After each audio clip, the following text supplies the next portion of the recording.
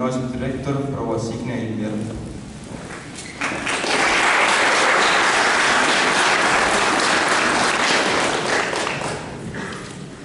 Lugupeetud vallavanem, head vanemad, õpetajad, külalised, armsad lõpetajad.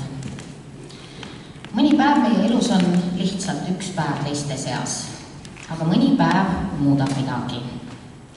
Ja tänane päev kuulub just nende viimaste hulka, sest siit saalist väljudes olete juba meie kooli vilistlased. Mis mulle teid meenutama jääb? Tantsimine ja mitte ainult gümnaasiumi rahvatantsurühmas, ka pöörane tantsumaraton viimasel jõulupeol. Laulmine ja mitte ainult koolilaval, vaid ka näiteks Kumu või Rahvusraamatukogu laval või Jõhvi kontserdimaja laval. Jääb meelde vaidlemishimu ja vaikimine, introverdid ja ekstraverdid. Ja mis veeriti meelde jääb, teie viisakas tervitamine. Eeldan, et gümnaasiumisse astudes oli teie sihiks saada hea haridus.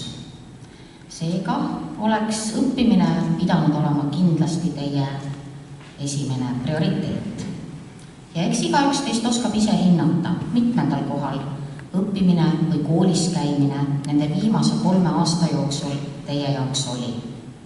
Või kui suure energiaga te teadmiste omandamisse panustasite.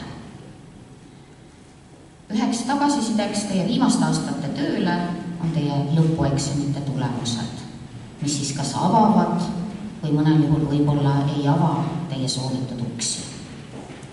Aga eksami tulemused ei pruugi sugugi näidata sinu IQ taset, vaid hoopis seda, kui pühendunult sa olid valmis pingutama või kui mõtestatult sa tunnis kaasa töötasid. Kui keegi oleks teilt 3 aastat tagasi küsinud, milline on maailm teie lõpetamise päeval, oleks ilmselt keegi osanud täpselt vastata. Sest teie kooliaja jooksul on maailm muutunud rohkem, kui me endale mõnikord teadvustame. Teie põlvkonnal on ilmselt üsna raske otsustada, millist ust karjäärivaliku mõttes üldse avada tasub, sest AI juhitud maailmas jääb töökohti teatud valdkondades ilmselgelt vähemaks. Seega on ennustamine, mida edasi õppida tasub, üks üsna tänamatu ülesanne. Aga ma loodan, et gümnaasiumi aastad aitasid teil selgusele jõuda, mis teid huvitab või mis kohe üldse mitte teie teema ei ole. Mis teid lähiajal ootab? Võib-olla kõrgkool, võib-olla kaitsevägi, võib-olla vaheaasta, mõni teist asub kohe võib-olla tööle, kes teab, mõni hakkab võib-olla varsti peret looma. Igaühe rada võib ju olla erinev. Aga ma loodan, et te saate kasutada neid teadmisi ja neid kogemusi, mida te koolist saite. Ja võib-olla ongi kõige olulisem oskus, mida kool saab inimestele anda, õppimisvõime. See on valmisolek kohaneda, kasvada ja vajadusel ka uuesti jälle õppida. Ehk siis kooli suurim väärtus ei pruugigi olla mitte konkreetsed teadmised, vaid hoopiski see protsess, mis on aidanud arendada teie mõtlemist.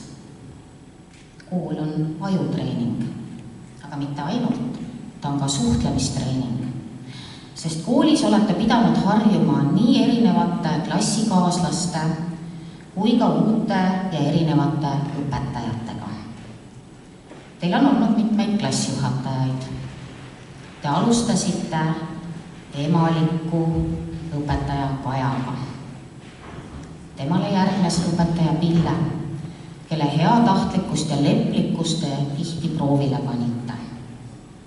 Kõige pikemalt oli teiega aga õpetaja Janek ja nüüd päris lõpus õpetaja Dmitri.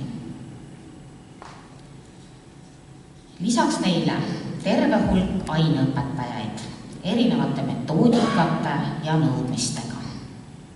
Võib-olla ei mõistnud te alati, miks õpetaja nõuab näiteks tähtaegadest kinnipidamist või telefoni ärapanemist või põhjalikkust või vastutust, aga sageli mõistetaksegi seda alles aastaid hiljem. Sest just need nõudmised aitavadki noorel kasvada ja hakkama saada ka elus väljaspool kooli. Aitäh teile, õpetajad, teie nõudlikkuse, pühendumuse ja vahel ka vastutulelikkuse eest. Seda kõike oli vaja, et need noored tänasesse päeva jõuaksid. Vanemaks olemine tähendab sageli märkamata jäävat tööd, varajasi hommikuid, unetuid öid, muretsemist, toetust ja alati usku oma lapsesse. Täna on üks neist hetkedest, mil võib korraks peatuda, tagasi vaadata ja tunda uhkust selle üle, kui kaugele teie lapsed on jõudnud. Ma tänan teid koostöö ja toetuse eest oma lapse haridusteel. Lapsed on nagu liblikad, mõned lendavad kiiremini kui teised, kuid kõik lendavad oma parimal moel. Palju õnne ja head lendu teile Toila gümnaasiumi 45.